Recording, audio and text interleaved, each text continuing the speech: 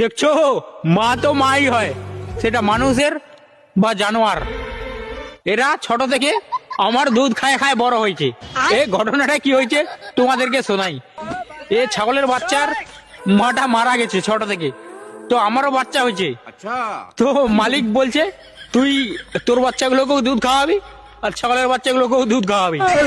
আমি বলছি ঠিক আছে, এখন তো খাওয়াতেই হবে, কি করা যাবে। এদের মা যখন মারা গেছে তো আমাকে এদেরকে বড় করতে হবে। মানুষরাও দেখো যে কুকুরেরও মায়া আছে, ছাগলের বাচ্চাগুলোকে দুধ খাওয়ায় খাওয়ায় বড় করছি।